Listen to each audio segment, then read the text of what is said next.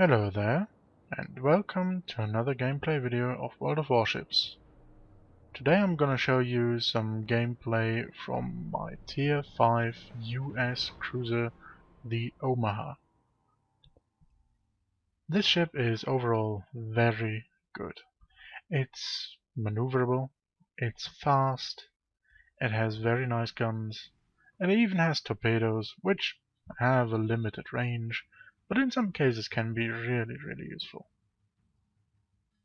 One thing I just recently read about the Omaha was a suggestion not to use the latest hull upgrade. This upgrade adds a few anti-aircraft guns, but takes away two of the main guns. I personally think it's worth that trade-off. You're still having a nice amount of guns, and in some cases this will save your life or that of an ally.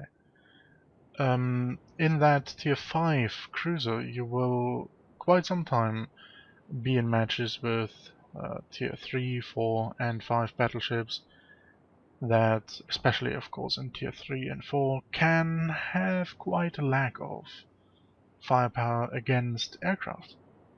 And you will just be needed to help them fight off enemy planes, as you actually will see later in this gameplay too. But now let's have just a look at the minimap and see how things are developing here. I intended to go down there on the eastern flank at first, but it actually looks like I would be going pretty much alone, which is not a very good idea. I might be in a top tier cruiser, but numerous advantage is still what wins matches. So I see some guys going my direction, but they're a bit slower, hanging back. Instead of just rushing ahead and, well, get beaten up by whatever's coming around that corner, I'm zigzagging, driving a few circles, and oh yeah, some planes. Most likely just spotting. But I guess there will be coming more. Anyway, we have a Mayogi, which I am so lucky that I don't have to have that thing anymore. I just got rid of it as soon as I had enough free XP to get Mir Congo. Something is messed up with the Mayogi, but maybe I'll do that in a later video. And yeah, okay, there they come, torpedo bombers. Now, important, I'm marking these torpedo bombers just because that carrier driver is making a very clever thing. He's sending his fighters with them, most likely not just to protect them from other fighters, but also to catch some of the fire. Yeah, well, my fighter plane doesn't stand a chance, and this actually is the case of what I spoke earlier about. I shot down one torpedo bomber before he was able to drop his torpedo, so that Mayogi had to deal with one torpedo less. Didn't save the destroyer though. Unfortunately, driving straight into that one torpedo. Oh well. Shit happens. But as I said, this is just an example of how it can turn out. I mean, if that was a broadside and not going along the direction this battleship is moving, he might have still had just one torpedo less to face, which, though taking heavy damage in this case, could have made the difference between living and dying. And yeah, US destroyer. Quite happy I don't have any of those at the moment, besides my Sims. I'm just not good with them. And as you can see, that Clemson, well, he did a decent job, besides running aground. And that's a good torpedo spread. And that battleship was lucky that he had to avoid ramming me, so he steered a bit away and avoided actually one of these torpedoes. Anyway, yeah, running around with that destroyer, well, that was a death sentence. I mean, with no smoke to pop, as he used that one earlier already, there was nothing he could do. Which is the thing about the US destroyers. I actually think the torpedoes are not the main weapon of them. They can deal lots of damage. They have many of them. They do a nice amount of damage. But they're just too short range. And contrary to what this Izukaze there has as problem, the shittiest guns in the game. Well, some of the shittiest guns. The Clemson has, like all the US destroyers, halfway decent guns. Can't do loads of damage, but you can harass enemies, set them on fire every now and then. And I think that's the way to do that with the US destroyers. I'm just not good in it. I'm not bad with the Japanese destroyers, but yeah, I'll show that in another video soon. That destroyer over there is having not a good time. He's just popping out of the smoke way too often. And that torpedo spread wasn't the best either. I personally would have not used two of the narrow spreads. I tend to use wide spreads and fire them in an offset so the spreads overlap each other. The later Japanese destroyers, who have at least 3 and later maybe even more, I don't know for sure, torpedo tubes per launcher, well, you don't need to overlap then, maybe. You will produce nice spreads in just normal way of shooting these torpedoes. But with that 2 tubes, yeah, it's either that very narrow spread, or a spread that's so far that a complete battleship can just sideways go through there.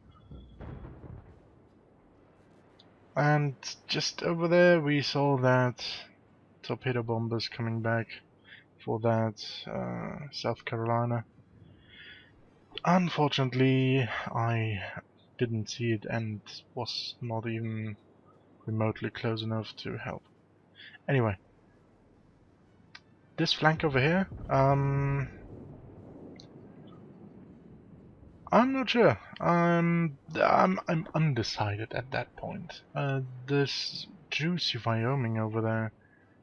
Oh, it's dangerous. Loads of guns. It can, with a little bit of luck and a bit of skill, of course, it just could shred Omaha like mine to pieces. But he's quite close. And I see how he's gonna deal damage to that South Carolina.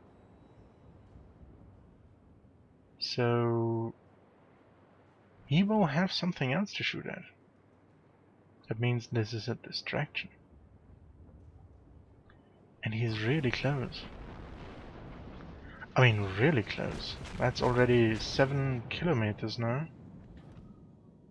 And as far as I remember, the torpedoes on the Omaha have 6 kilometers range.